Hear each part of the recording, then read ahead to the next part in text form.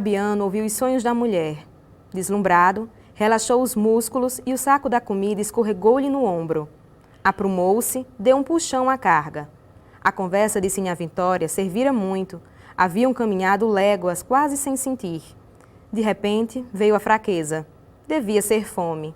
Fabiano ergueu a cabeça, piscou os olhos por baixo da aba negra e queimada do chapéu de couro. Meio-dia, pouco mais ou menos. Baixou os olhos encandeados, procurou descobrir na planície uma sombra ou sinal de água. Estava realmente com um buraco no estômago. Numa carta que ele escreve à esposa, em 35, ele diz assim: somos uns animais diferentes dos outros, provavelmente inferiores aos outros, os literados, de uma sensibilidade excessiva, de uma vaidade imensa que nos afasta do que não são doentes como nós. Mesmo os que são doentes, os degenerados que escrevem história fiada, nem sempre nos inspiram simpatia. É necessário que a doença que nos ataca atinja outros com igual intensidade, para que vejamos nele um irmão e lhe mostremos as nossas chagas. Isto é, os nossos manuscritos, as nossas misérias, que publicamos cauterizadas, alteradas em conformidade com a técnica. Graciliano não supunha que se pudesse escrever para trazer leveza às pessoas. Por mais que consigamos rir de algumas coisas que ele escreve. E nós vamos talvez rir aqui de algumas coisas que eu vou trazer para vocês. Mas me lembra muito os risos quando a gente ri dos filmes de Woody Allen. É um riso assim meio sem graça, não sei. É um riso meio que fazendo a gente se sentir, sei lá, acho que até vergonha de ser humano. Talvez seja um pouco isso a visão que eu tenho de Graciliano. Ele sabia que a literatura, em formato de livros, em formato de crônicas, era uma invenção burguesa.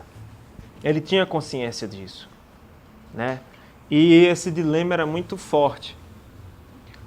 Mas não foi forte o suficiente para que ele pudesse ver na literatura, ou pelo menos sair divulgando nas suas obras, uma bandeira de que a literatura pudesse ser algo revolucionário.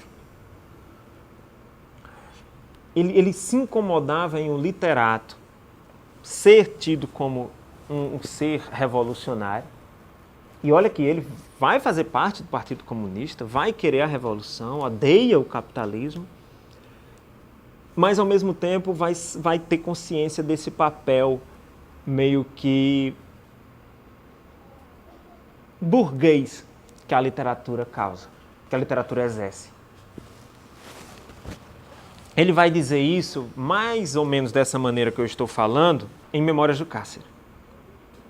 Diz ele: se todos os sujeitos perseguidos fizessem como eu, não teria havido uma só revolução no mundo.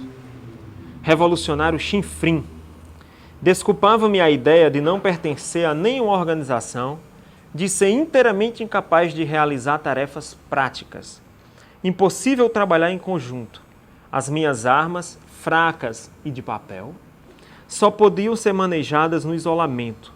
No íntimo, havia talvez um incerto desejo de provocar a nova justiça inquisitorial, perturbar acusadores, exibir em tudo aquilo embustes e patifarias. Essa vaidade tola devia basear-se na suposição de que enxergariam em mim um indivíduo com um certo número de direitos, coisa que o Estado Novo não viu nada. Graciliano não viu nada disso. Graciliano vai ser preso junto com qualquer ladrão de galinha, junto com qualquer ladrão normal. E dentro desses ladrões normais estava Cubano, aquele Cubano que é um dos dois amigos dele que ele falou no autorretrato. Cubano e o Capitão Lobo. Cubano vai ser o ladrão, é um ladrão que vai ajudar inúmeras vezes Graciliano quando está preso na colônia correcional. Cubano vai insistir, por exemplo, que Graciliano coma. Graciliano não queria comer e Cubano vai ser um dos que vai ficar atazanando a vida dele ali para que ele coma. Capitão Lobo, ao contrário, faz parte do sistema que está prendendo Graciliano. Capitão Lobo, o encontro de Graciliano com o Capitão Lobo vai se dar ainda em Recife. Graciliano é preso em Maceió, em 36. Em março de 36, vai ser levado de navio para Recife, tem uma escala, faz uma escala em Recife, novos prisioneiros entram no navio chamado Manaus e Graciliano vai para o Rio de Janeiro com esses novos presos. E Graciliano foi preso por quê? Por que ele fala em revolucionário? Por que ele fala em revolucionário chinfrim? Por que ele fala que as suas armas são fracas e de papel? A acusação da prisão de Graciliano nunca foi formalizada. Não existe uma documentação sequer que comprove que Graciliano foi preso pela política de Vargas por causa disso.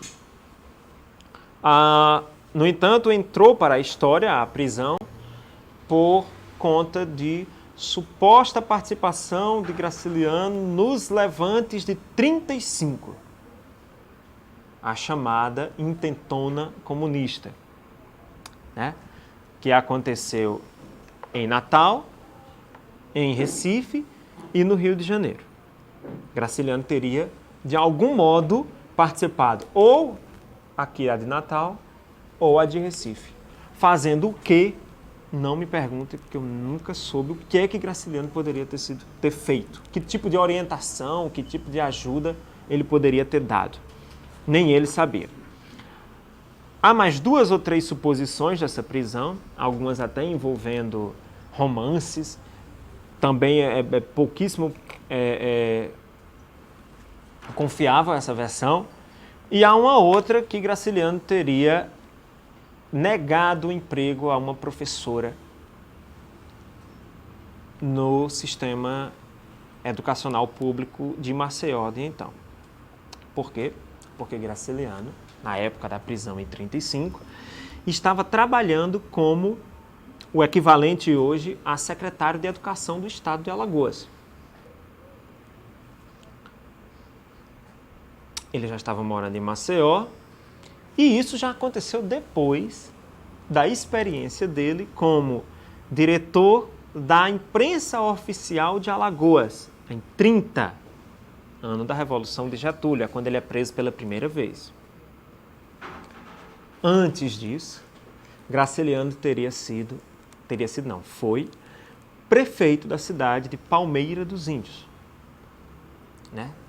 Cidade onde ele vai se instalar definitivamente em Alagoas a partir de 1921.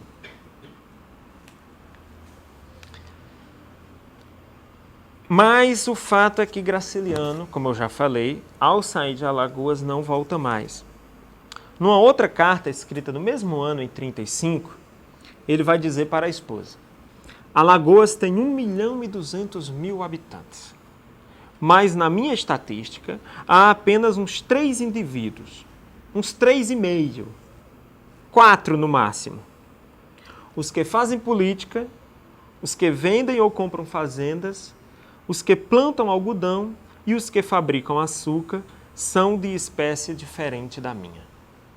Ele se via como alguém incapaz de conviver naquele ambiente de uma organização social muito fechada, muito voltada para o mandonismo, muito voltada para a hierarquia. O engraçado é que o título dessa fala que eu sugeri, subtítulo dessa fala que eu sugeri para o Ailton é Nunca consegui sair de mim mesmo, tem a frase, né? Nunca consegui sair de mim mesmo.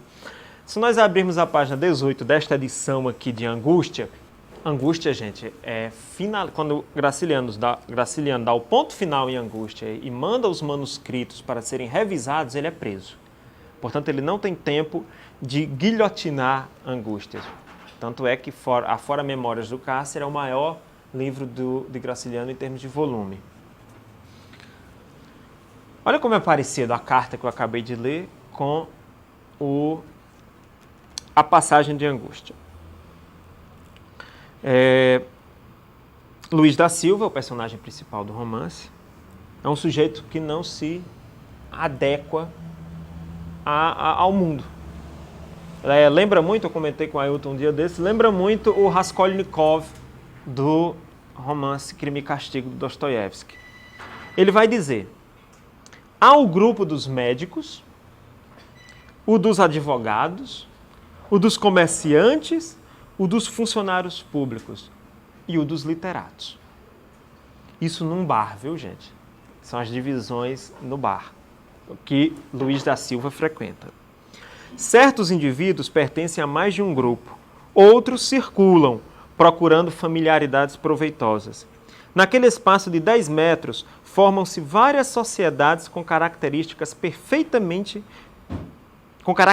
perfeitamente definidos, muito distanciadas. A mesa que me sento fica ao pé da vitrine dos cigarros.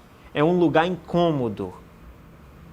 As pessoas que entram e as que saem empurram-me as pernas. Ou seja, tá lá, é um lugar menos privilegiado. Observem que ele fala de Alagoas em 35, quando está fazendo Angústia, que é o único romance urbano de Graciliano, que está casada com a experiência que Graciliano estava vivendo, agora morando em Alagoas e trabalhando como esse secretário de educação.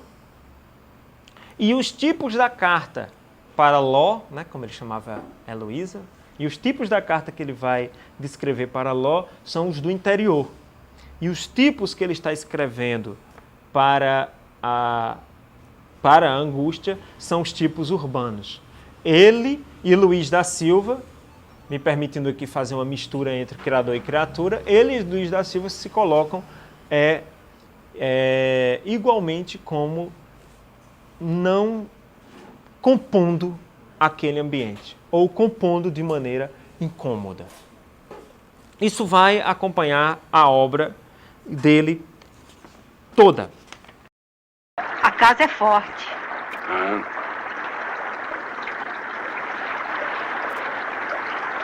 O pasto é bom. Vão tudo engordar.